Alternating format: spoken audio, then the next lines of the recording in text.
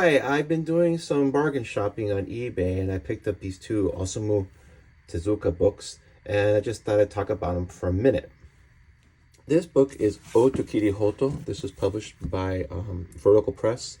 Vertical Press, I think, the late aughts or early teens through like the late teens, published a lot of Tezuka's work in English.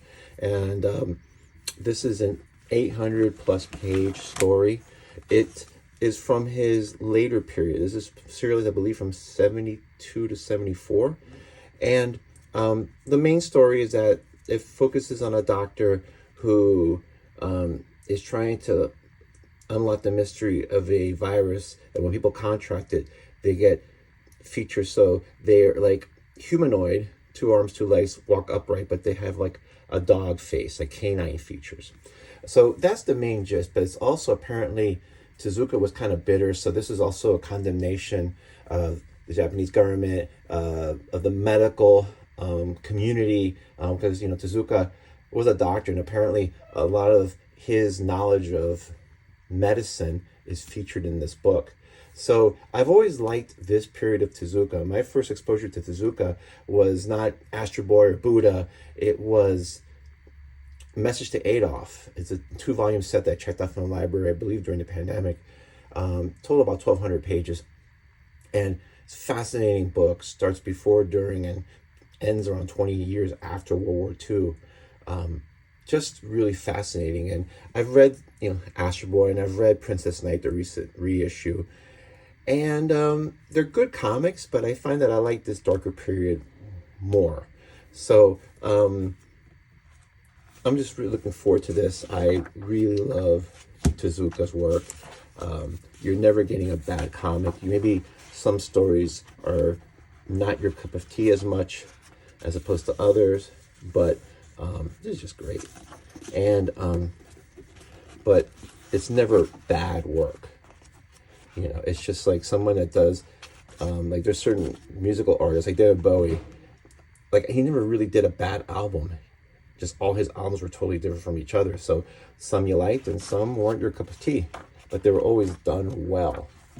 So I'm really looking forward to this. This was a really great deal. It's a little beat up, used, but pretty good shape. This was like $11, including shipping. So I couldn't pass it up. 800 pages for $11. Great deal. And I want to throw in a book that I did not pick up recently on eBay. This is a collection of short stories that was done by Platinum Manga. And the only reason I bring it up is that this is a collection of stories also from this period, from the early to mid 70s. It's a collection of short stories. And thematically, as far as the issues they bring up and the tone, it's that 70s darker vibe that I really dig. I think you can find these easily online, or you can buy them on eBay. But if you've never read Tezuka, or you've read Astro Boy and you're like, oh, it's fine, it's kind of kiddish, but it's fun, but you're looking for something a little bit more serious, this one, there's another one called Under the Air, and I think Crater. Those are 3 collections from this time period that if you read those, you'll probably get an idea if you like his work or not. And if you haven't read them but you like Tezuka's work, you should. I think sometimes these stories are overlooked, but they're very good. Okay, now back to what I picked up on eBay. I picked this up. This is MW. This was serialized in 1976 to 78. And apparently this is considered Tezuka's darkest work. I did some reading about this, and apparently in the 70s, Tezuka was looked at as old-fashioned, kind of over the hill, that his Disney style really wasn't what the manga readers of the 70s wanted. They liked the Giga style, the grim and gritty style, more realistic, that was created by Yoshihiro Tatsumi. And I've mentioned before, but I am a huge Yoshihiro Tatsumi fan. And I think from what I've read, it seems like Tezuka got pissed off and being considered to be out of touch and old-fashioned. So he came out with a dark, very dark book. And it's a story about a Japanese priest and his bond to a serial killer and all these other stories. Apparently it's known, it also has a depiction of homosexual sex. I'm not sure how, how explicit it is, but for mid-70s Japan, that's pretty amazing.